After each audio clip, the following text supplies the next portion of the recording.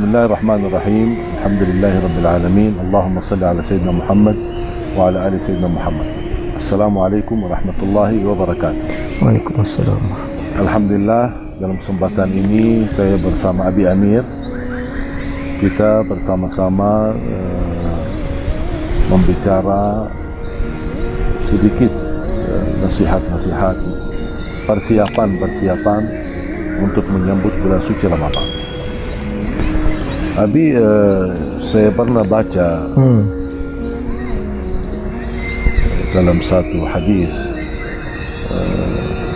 ada satu bulan, syahrun yaghfulu anhu katsirun minan nas, ma baina Rajab wa Ramadan. Ada satu bulan terjepit antara Rajab dan Ramadan, cukup banyak orang yang melalaikannya. Benar. Itu yang dimaksud bulan Sya'ban. Bulan Sya'ban. Dan saya pernah baca bulan Sya'ban yusamma Syahrul Qurra. Bulan Sya'ban disebutkan sebagai bulan Al-Qurra. Apa maksudnya Al-Qurra? Orang yang selalu membaca Al-Quran, Ahlul Quran lah. Berarti saya mengambil makna membaca dan memperhatikan Al-Quran bukan hanya di bulan Ramadan. Benar. Tapi mulai dari bulan Sya'ban. Karena bulan Sya'ban termasuk bulan yang barakah, bulan yang penuh dengan karunia-karunia. Di antaranya ulama as-salafus salih, orang-orang terdahulu kita selalu memperhatikan Al-Quran mulai dari bulan Sya'ban, supaya mereka sudah terbiasa mengkhatam berkali-kali dan juga sudah terbiasa memberi perhatian kepada Al-Quran sebelum masuk ke Ramadan.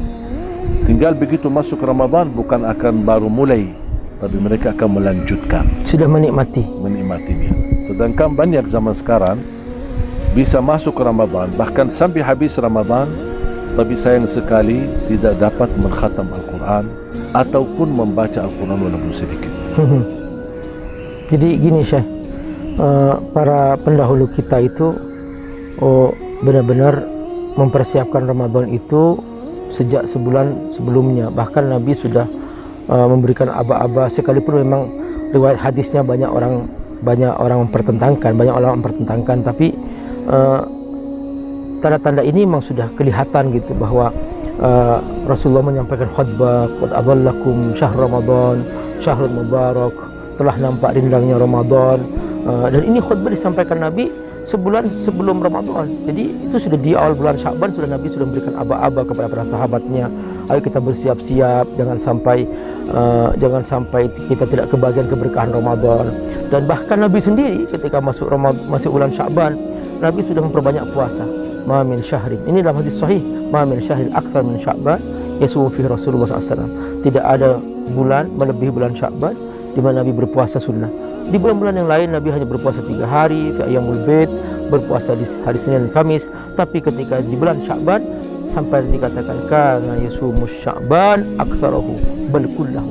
Nabi berpuasa di bulan Sya'ban, puasa sunnah, mayoritas bulan Sya'ban atau bahkan hampir semua bulan Sya'ban Nabi berpuasa, karena di akhir Sya'ban itu disebut ada hari namanya hari Ragu. Jadi man shoma yaum asyak faqad asa abul qasim. Siapa yang berpuasa di hari yang meragukan, yaitu sehari 2 hari sebelum masuk Ramadan, itu disebut yaum asyak, maka jangan kita berpuasa. Di hari itu saja Nabi tidak berpuasa. Begitulah. Masalah syak belum memastikan isbat. Iya. Kemungkinan besok Ramadan atau lusa Ramadan. Benar. Lebih baik 2 hari terakhir itu jangan dipuasa. Benar, iya. Ya, supaya kita menghindari dari larangan Rasulullah SAW hari yang kita masih ragu-ragu. Benar, belum iya. memastikan isbatnya. Jadi sangat luar biasa Nabi mencontohkan persiapan itu, dan sangat luar biasa pula para sahabat juga berlomba-lomba beramal soleh. Dan juga kisah-kisah para ulama, Syekh. Para ulama itu, ini ulama hadis, ulama fikih, ulama tafsir. Mereka itu minta izin ke murid-muridnya. Itu sudah sejak bulan Sya'ban sebelumnya itu mereka sudah minta izin, sudah siap-siap masuk bulan Al-Quran. Kami akan khususkan untuk Ramadan, maka kami mohon maaf kami tidak bisa melakukan pengajian. Ini pengajian hadis, pengajian tafsir, pengajian fikih. Mereka semuanya izin. Makanya ketika kami baca sejarah para ulama hadis, para ulama fikih, Jadi kita nggak heran kalau Imam Syafi'i sampai mengkhatamkan di Ramadan 60 kali khatam, dan memang karena mereka mengkhususkan diri untuk Al-Quran di bulan Ramadan itu. Jadi seperti yang Syekh ceritakan bahwa punya pengalaman, kita saja yang hidup di zaman ya sudah sedikit keberkahan masih bisa menghatam Quran selama 10 jam gitu kan. Imam Syafi'i apalagi hidup di zaman berkah, hidupnya berkah, ilmunya berkah, semuanya berkah, maka Allah mudahkan untuk menghatamkan sehari 2 kali. Itu tidak mustahil gitu. Bahkan ketika Abi membaca kisah-kisah para ulama sebelumnya, Abi sempat membuka namanya kitab Tahdzibul Kamal karya Imam Al-Mazzi, dan di situ para perawi hadis dikisahkan tentang gimana akhlak mereka dengan Al-Quran di Ramadan. Abi pernah membaca kisah Imam Ad-Duhak. Beliau mengatakan bahwa kuntu usabiqu Syafi'i, aku ingin berlomba seperti Imam Syafi'i membaca Quran. Fa aqra'u Quran fi Ramadan, aku membaca Quran di Ramadan. Fama khatamtu illa 59 khatmah, ternyata aku hanya mampu menghatamkan 59 kali khatam. Lalu kemudian kata Imam Ad-Duhak, mungkin aku kurang sungguh-sungguh. Begitu masuk Ramadan berikutnya dia mencoba lagi, ingin menghatam 60 kali, ternyata enggak berhasil. Lalu ternyata dia hanya mampu menghatamkan 59 kali khatam. Setelah berkali-kali mencoba, Imam Ad-Duhak mengatakan, la'allallah ta'ala khusus dzalika lisyafi'i. Jangan-jangan hanya Imam Syafi'i yang mampu 60, aku hanya mampu 29 kali khatam. Artinya apa? Ulama hadis berlomba-lomba semuanya. Mereka meninggalkan minta izin ke murid-muridnya untuk mengkhususkan dengan Al-Quran sampai menghatamkan 59 kali khatam, 60 kali khatam. Seperti ini mereka mempersiapkannya. Ternyata sejak sebelum Ramadan, sebulan Sya'ban mereka sudah mempersiapkan dengan sungguh-sungguh, sampai akhirnya masuk Ramadan mereka sudah maksimal. Ini yang bisa dikatakan ulama yang sudah mempersiapkan diri. Sedangkan ulama ini sepanjang harinya, sepanjang tahunnya, sepanjang umurnya berisi kebaikan, isi ilmu, isi. Gimana kira-kira kita orang yang isi setiap hari dosa, maksiat, kemungkaran? Ya Allah. Berarti kita lebih pantas mempersiapkan diri. Benar. Rasulullah SAW mencontohkan di bulan Sya'ban, Rasulullah SAW hampir di beberapa riwayat, hampir kata Rasulullah SAW disebutkan sampai sempurnakan puasa di bulan Sya'ban, sampai hampir sempurna. Saking seringnya puasa Rasulullah di bulan Sya'ban.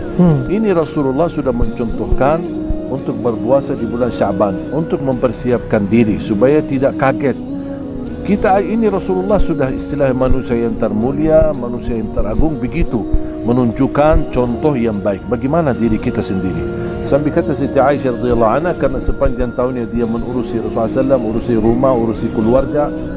Kata Siti Aisyah, saya juga mengganti puasa di bulan Sya'ban. Ketika dia qada masih ada hutang yang belum terbayar di bulan Sya'ban. Sedangkan ada banyak jemaah suka malas, nunda qadanya, mungkin karena hamil, dia masih tidak berpuasa ketika dia hamil, atau karena dia menyusui anaknya, atau karena dia misal karena sakit di Ramadan sebelumnya, banyak ada hutang-hutang yang belum terbayar. Makanya ketika dia masuk Sya'ban semestinya dia bersungguh-sungguh untuk membayarnya, tapi ternyata dia tidak membayar sampai kehabisan Sya'ban dan masuk Ramadan. Ini gimana bisa kita mengingatkan? Siti Aisyah aja, istri Rasulullah, dia berkata, aku bersungguh-sungguh memperkesempatan untuk ganti dan qada di bulan Sya'ban. Apa yang nasihat yang kita bisa sampaikan kepada jamaah yang suka menunda-menunda gara-gara malas sampai kehabisan waktu dan sampai masuk Ramadan berikutnya? Jadi ini Syekh, seharusnya mereka tidak boleh melalaikan ibadah ini. Ini ibadah wajib ya, ini rukun Islam. Dosa besar kalau kita mengabaikan rukun Islam. Bahkan bisa digolongkan termasuk ciri orang munafik ketika mereka mengabaikan rukun Islam. Jadi ketika para sahabat menggambarkan bahwa siapa yang tidak mau pergi haji padahal dia mampu, lalu dia mati tidak melaksanakan ibadah haji dengan maksud melalaikan, falyamut maitatal yahudi wal nasraniyah, kematiannya sama dengan Yahudi dan Nasrani. Sama semua rukun Islam, jangan dibeda-bedakan. Makanya Abu Bakar mengatakan, la uqatilanna man farraqa baina sholati waz zakah, aku akan perangi orang yang membedakan antara salat dengan zakat. Jadi juga termasuk puasa Ramadan, jangan sekali-kali mengabaikannya. Wahai kaum ibu terutama, benar Anda diberikan dispensasi ketika hamil karena tidak mampu, ketika menyusui tidak mampu, tapi jangan jadikan alasan untuk kemudian tidak membayar lalu menganggap mudah. Mungkin Anda yang punya uang, Anda bisa membayar dengan membayar fidyah, tapi jangan dianggap remeh. Tetap wa antasumu khairul lakum, kata Allah, membayar puasa tetap lebih baik. Tetap Allah utamakan membayar puasa itu. Jangan sampai menganggap bahwa ini masalah remeh. Tidak. Ayo kita bersungguh-sungguh memuliakan ajaran Allah.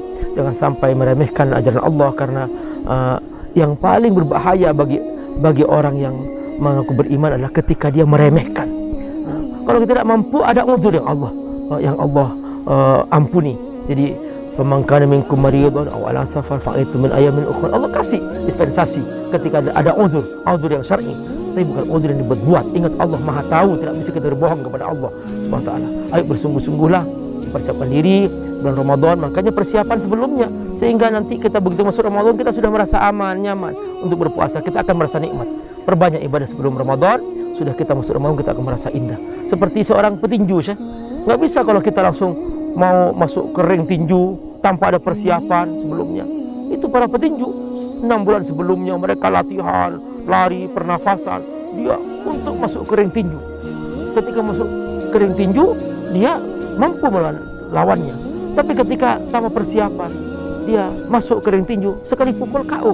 Nah, banyak orang ketika masuk Ramadan, dia sudah jam 10 pagi sudah nggak kuat sih.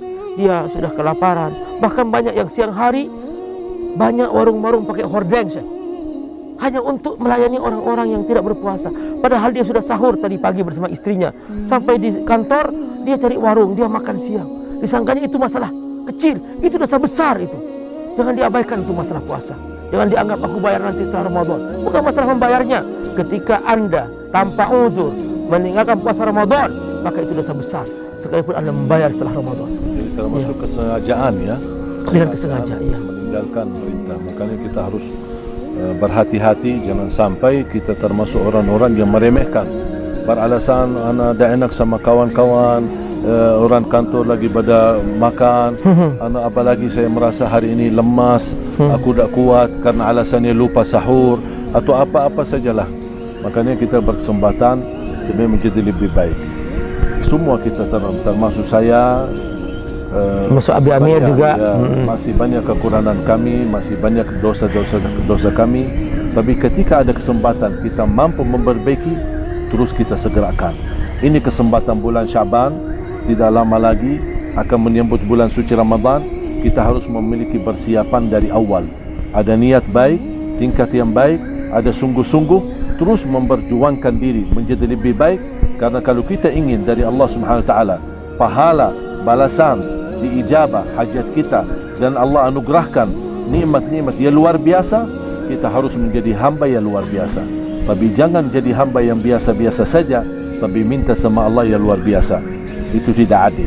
Makanya kita harus yang luar biasa agar dapat dari Allah yang luar biasa dunia dan akhirat. Masya Allah. Semoga Allah berkahi Anda semua, dan semoga kita terus bersemangat untuk menjadi ahlul Quran, menjadi ahli ibadah, mencintai salat, mencintai tahajud di bulan Syaban, agar memiliki persiapan mental, kekuatan lahir dan batin menyambut bulan Ramadan menjadi enteng dan semuanya lancar, semuanya mudah, dan semuanya insya-Allah diridhai Allah Subhanahu wa taala.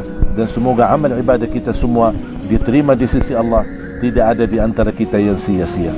Semoga pertemuan ini saya sama Abi Amir mengucapkan terima kasih, jazakumullahu khairan. Semoga bermanfaat. Sampai bertemu di video berikutnya. Mudah-mudahan insya-Allah sama-sama mendapatkan keberkahan dari Allah Subhanahu wa taala. Jazakumullahu khairan. Akhirul kalam. Subhanakallahumma wa bihamdika asyhadu an la ilaha illa anta astaghfiruka wa atubu ilaik. Assalamualaikum warahmatullahi wabarakatuh.